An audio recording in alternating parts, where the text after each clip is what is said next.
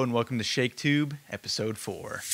God, I know I've been a terrible booktuber the last couple of weeks. I've been so slow to respond to comments, and I haven't even gotten to the Romeo and Juliet comments yet. I just have been nerding out on some really random stuff this week, and I feel bad about it. I do want to make sure that I respond thoughtfully to all of the comments because a lot of you have taken the time to write out multiple paragraphs, and I think that that's amazing. I love that. It's not anything that I'm trying to avoid. I just want to make sure that I do answer that to the best of my ability, and sometimes it psychs me out, but I should be good coming up this week, and by the time this video comes up, all of those comments will be responded to. So don't be deterred. I really do enjoy it, and I appreciate all of the interaction that I've had so far. We're moving right along here with Shakespeare's Career. We are looking at another historical play, and one that was written around 1599, and that is, of course, Julius Caesar. So the play is called Julius Caesar, but he actually has a very minimal speaking role, although of course he is the catalyst for the entire thing. But to me, that's actually a good sign when I get to a play and whoever it's named after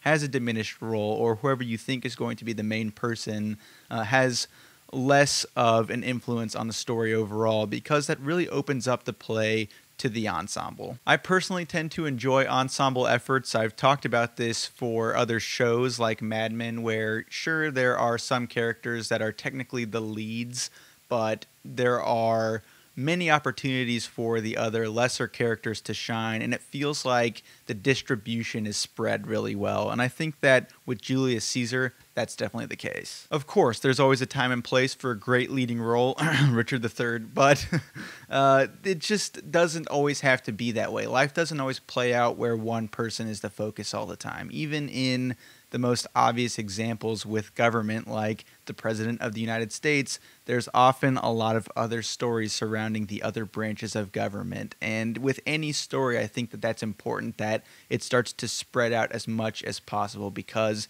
there is no one specific person that we all need to focus on. Everybody really plays a role. And I'm not going to lie, this definitely took a close second out of the 4 plays that I've read so far, right behind Richard III. And I don't know if this is the case with everybody that read it this week, but when I was online, there weren't a lot of really outspoken advocates for Julius Caesar as far as talking about Shakespeare's great works, but there are definitely some reasons that I liked it as much as I did. I think this will probably come up for all of the historical plays that I read of Shakespeare's, but I always just enjoy the extra research that comes along when you read something that's based off of history. And I think that this book was perfect for that, because there were so many battles that were mentioned, and of course you get into the actual assassination, which was a huge part of Rome's history.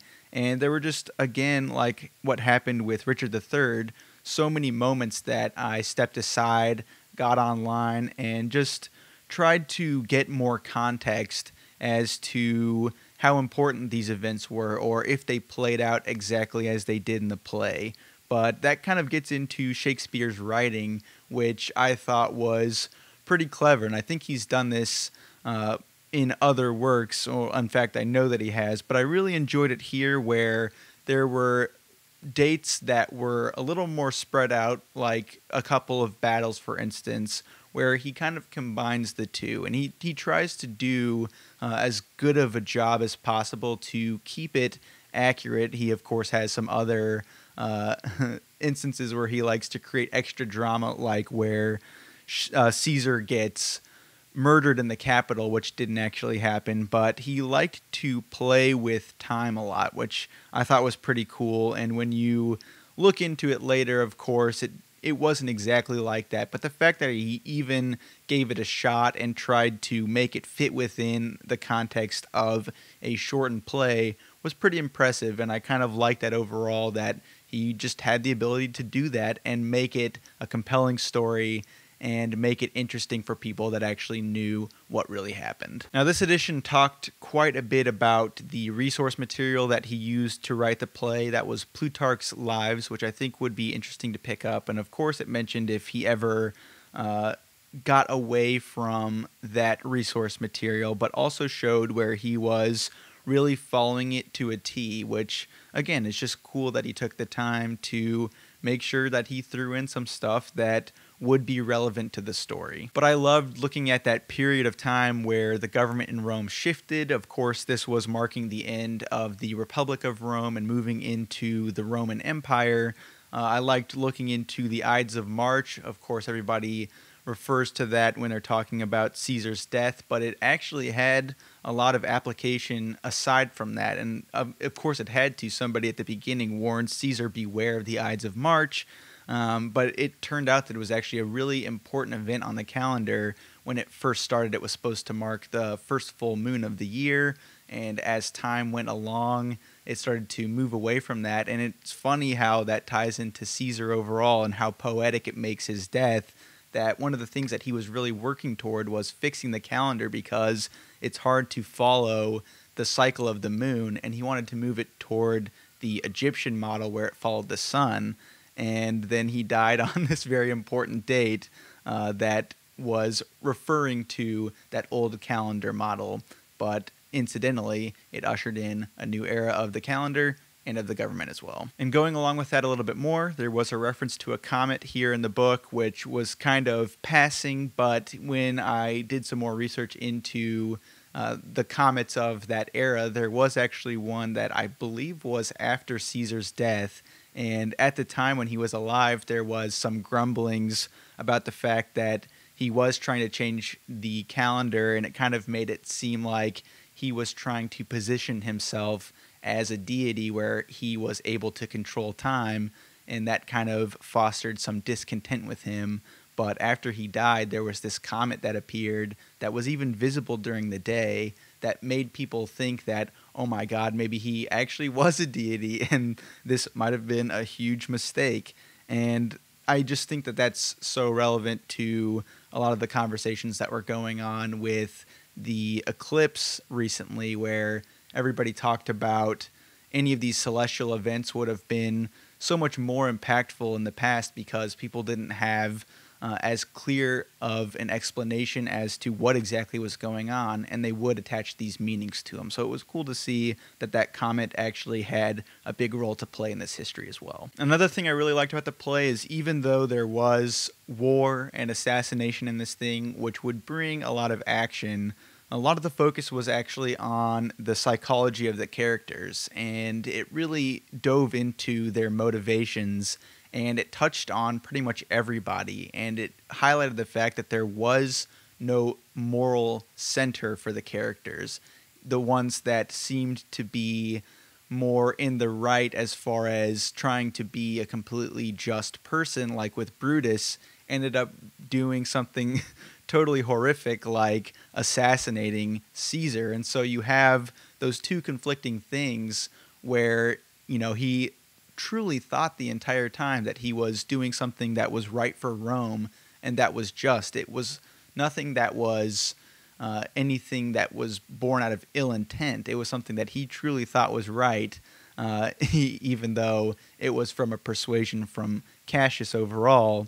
But that was super interesting. And then with Antony, he had a speech, which I didn't really know how to feel about him, but he had the speech after Caesar was assassinated where I was like, wow, this guy is a really great guy. And then I started to see that he had these manipulations. I started chuckling because of how much he was trying to play the fact that he's like, oh, I'm not trying to rile you up, but go get those guys. And then you get on to the next act, and he's plotting as much as anybody else. And so there were all these characters that had these balancing traits to them where nobody was ever the protagonist, no one was ever the moral center, but everybody was kind of balancing each other out in different ways. And again, that plays back to the ensemble, but I just thought that was such a cool subject matter to tackle in this play, and that's part of what made me enjoy it so much. Lastly, I just love the fact that there's such an opportunity to use Julius Caesar as a way to make political statements even now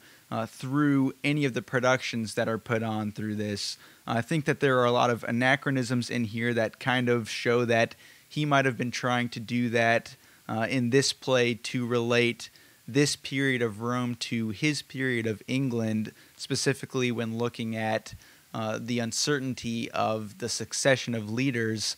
I'll let you look this one up, but at the time, a lot of people were feeling uneasy with the fact that Queen Elizabeth hadn't chosen a successor, despite the fact that she was getting a lot older. But there are anachronisms that bring in some pieces of clothing from Shakespeare's England. And I know that there are a lot of other plays that use Julius Caesar as a way to bring in certain political statements and update this play to fit the current time. There are instances where people have brought in different costumes so that they can make whoever plays Julius Caesar represent some leader that they're trying to make a statement about. And I think that actually made headlines during the 2016 presidential election, or it might have happened in 2017 as well, but there was an instance where one of the plays that was put on had Donald Trump as Julius Caesar, and it caused quite a stir. But I think that that's just so cool that a play that was written that long ago can still be relevant today. And I think any artist could really get behind the idea that that is the ultimate goal. Your art isn't just surviving, it's truly living. So that's it for Julius Caesar. I know that there is another play that kind of goes on after this one. That's Antony and Cleopatra. That's going to be our second to last play that we will be reading for ShakeTube. But as for next week, we will be doing A Midsummer Night's Dream, which I haven't read. I've heard a lot of people really like that, so I'm excited to get to that. But let me know your thoughts on Julius Caesar, if you liked it as much as I did, or if you agree or disagree with any of those points. I think I've been rambling along for quite a while now, so we'll just cut it there. But I'm excited to hear your thoughts, and I will see you next week for the next edition of ShakeTube.